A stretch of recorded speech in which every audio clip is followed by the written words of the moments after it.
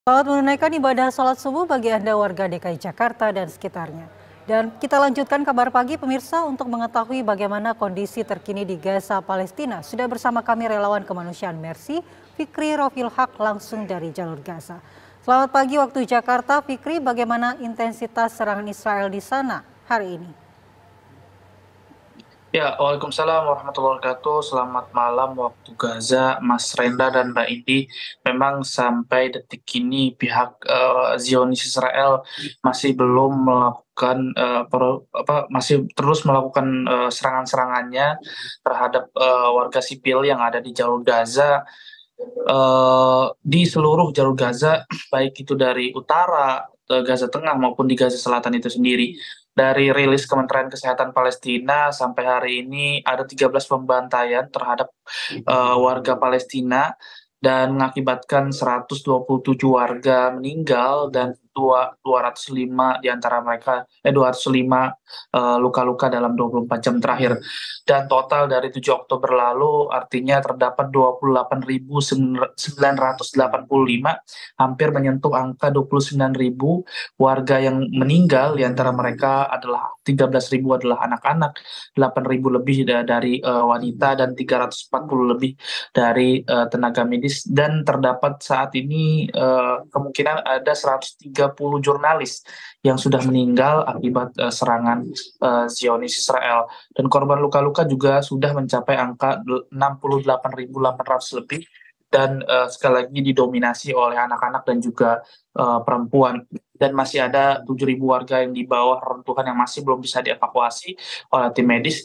Dan tak luput juga di tepi barat juga terdapat 390 warga yang meninggal akibat penyerbuan-penyerbuan terhadap warga yang ada di tepi barat ya di Palestina, serta terdapat 6.500 penangkapan totalnya sejak 7 Oktober lalu. Dan juru bicara Kementerian Kesehatan Palestina, Dr. Ashraf Al-Qudra, mengatakan bahwa saat ini Israel menyerbu rumah sakit Al-Amal dan juga rumah sakit Nasir, sehingga mereka melakukan interogasi terhadap tim medis, pasien, dan juga para pengungsi yang ada di sana dalam kondisi buruk dan tidak manusiawi. Bahkan beberapa mereka juga dilucuti pakaian mereka, artinya kondisi mereka benar-benar sangat memprihatinkan ketika mereka diinterogasi oleh pihak Zionis Israel.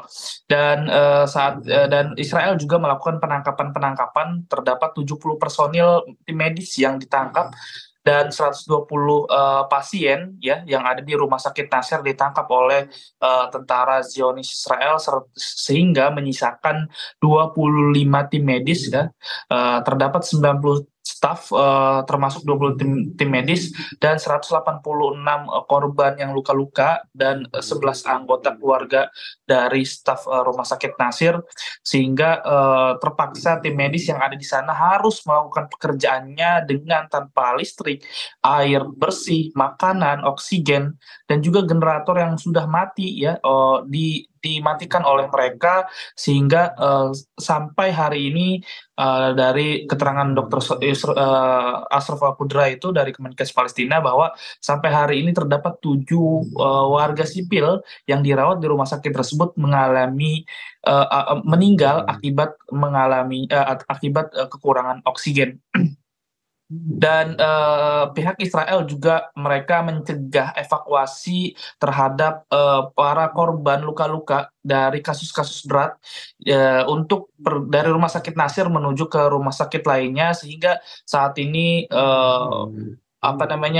rumah sakit tersebut juga dikatakan bahwa menjadi tempat barak ataupun markas mereka di rumah sakit tersebut, akibat pengepungan yang dilakukan oleh pihak Israel, dan juga penghancuran juga terhadap rumah sakit lain, terutama di rumah sakit Al-Amal yang ada di kota Khan Yunis, jalur Gaza bagian selatan. Dan juga tak lupa saat ini sudah dari 700.000 berapa terakhir saya live itu ada 700.000 penyakit, saat ini sudah 700.000 warga yang terjangkit penyakit menular ya diantaranya adalah apa namanya diare, penyakit kulit dan penyakit-penyakit lainnya yang ada di pengungsian. Karena sampai saat ini pengungsian mengalami kesulitan sekali untuk mencari air bersih, untuk mencari makan, dan ditambah lagi dengan harga-harga yang sangat mahal yang ada di Gaza karena inflasi-inflasi ya dan juga truk-truk bantuan yang sulit sekali untuk masuk ke jalur Gaza.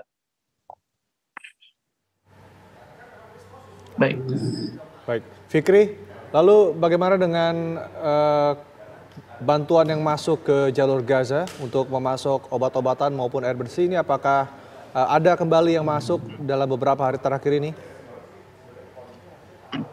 Ya, untuk beberapa terakhir ini saya belum membaca adanya bantuan-bantuan yang masuk kembali ke jalur Gaza.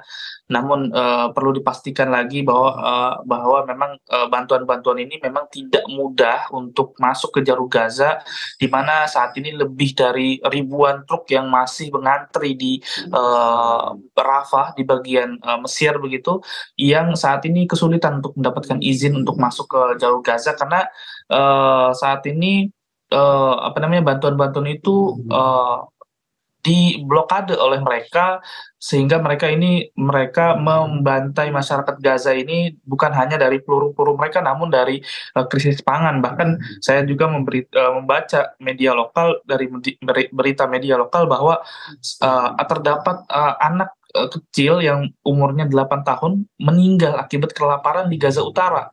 Karena saat ini di Gaza Utara pun sama kondisinya bahkan jauh lebih buruk dari Gaza Selatan di mana bantuan-bantuan itu sulit sekali untuk masuk ke jalur Gaza bagian utara sendiri. Dan di Gaza Selatan juga sama, di seluruh jalur Gaza memang obat-obatan sangat diperlukan sekali, tenda-tenda juga ya sangat perlu karena masyarakat ini masih terus bergerak, mereka melakukan evakuasi-evakuasi ke Gaza Selatan dan saat ini banyak juga dari warga Gaza Selatan yang mengevakuasi diri mereka ke Gaza Tengah, namun mereka tidak mendapatkan tempat yang aman begitu untuk mereka beristirahat ataupun untuk mereka sekedar untuk mendapatkan tempat untuk berlindung dari serangan-serangan Israel. Mereka tidak mempunyai tempat yang aman dan ditambah lagi dengan krisis-krisis yang ada di jalur Gaza ini semakin parah dan semakin buruk yang ada di Gaza.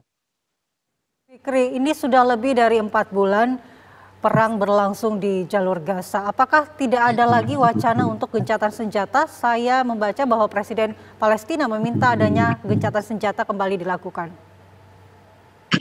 Ya, terkait dengan genjatan senjata sampai saat ini juga masih terus diusahakan ya, baik dari mediasi yang memediasi gencatan senjata ini, baik dari negara Qatar maupun dari Mesir itu sendiri, dan juga dari pejuang Palestina sendiri. Namun dari pejuang Palestina sendiri, saya juga mengikuti update dari Al Jazeera bahwa mereka tidak ingin melakukan genjatan senjata kecuali penarikan penuh atau penarikan seluruh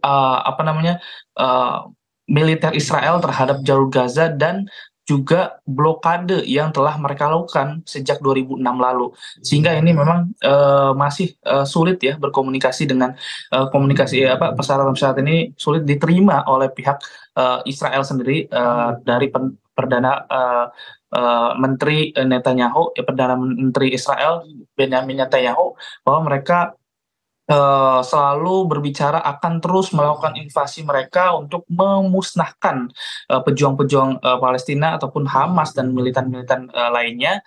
Dan ini masih terus diusahakan oleh yang memediasi untuk gencatan senjata, baik itu sementara maupun gencatan senjata permanen. Baik, terima kasih Fikri Rofil Haq informasinya langsung dari jalur Gaza. Semoga Anda selalu sehat dan selamat bertugas kembali.